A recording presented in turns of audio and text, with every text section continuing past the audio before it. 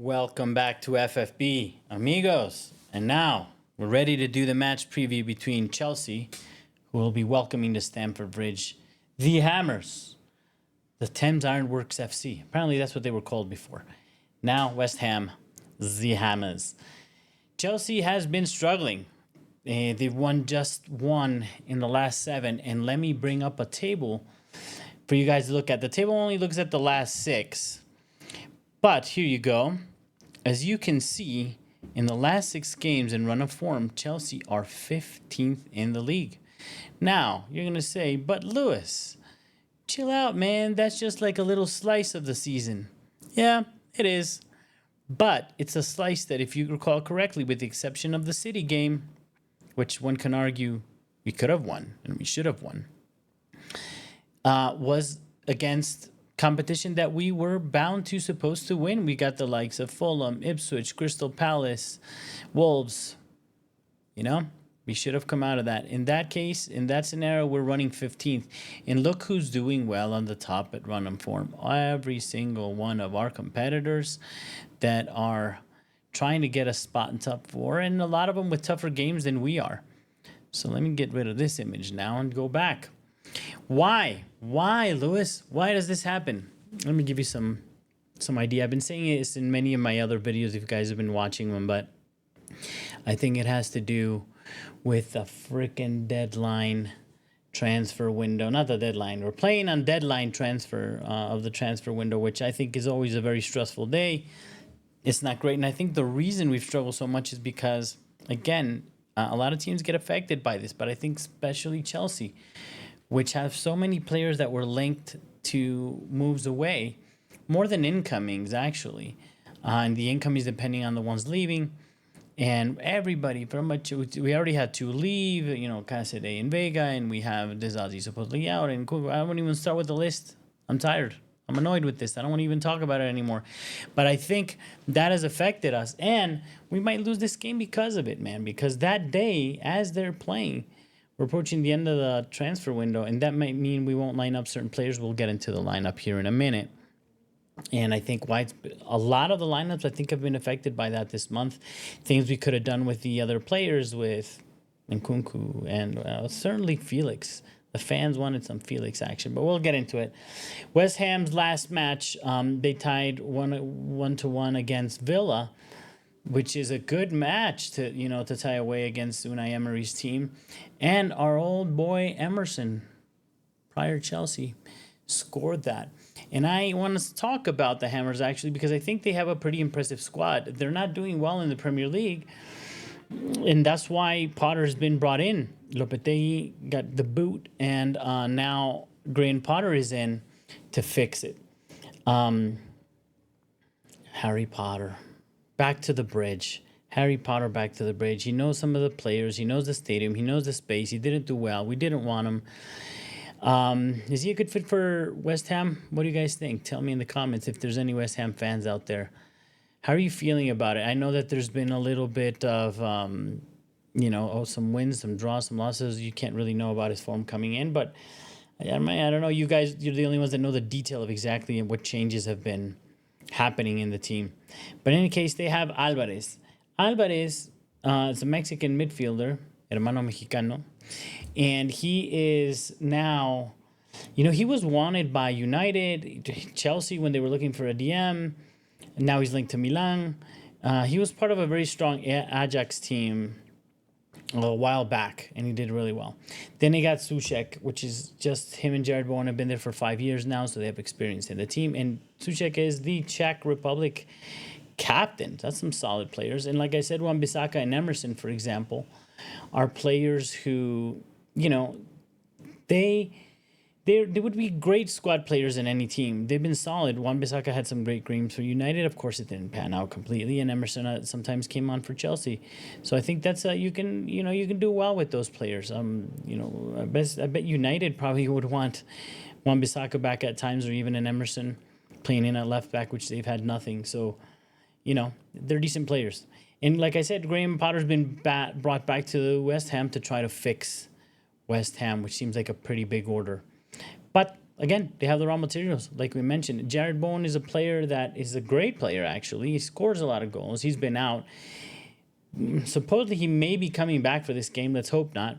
He's a player that many British and English fans want him for the English national team, even with all the talent that they have there. So he's a pretty solid player. So he has this mission of bringing these players back, and I think he can. He's got the talent there.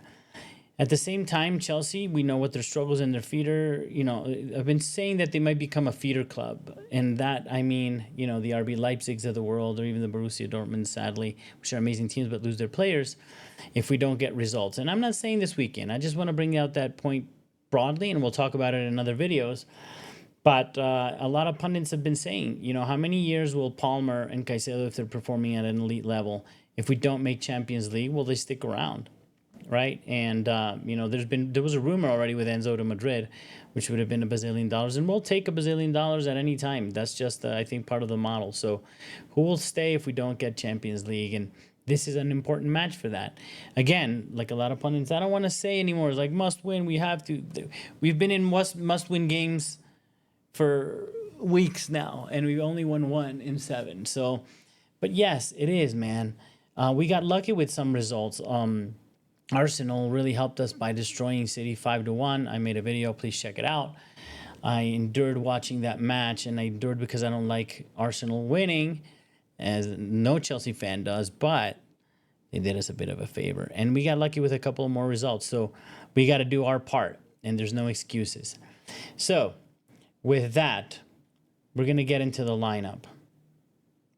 We're getting into the lineup. Let's have a look-see here. Okay. I actually think this might not happen, amigos.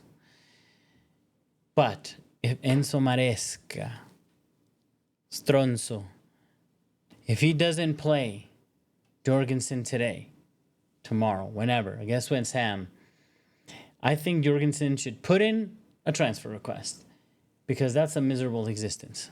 So I'm going to assume he's going to get a shot. But don't be surprised if he doesn't, man. Do not be surprised. Okay, so now let's bring up the potential lineup review. All right, amigos.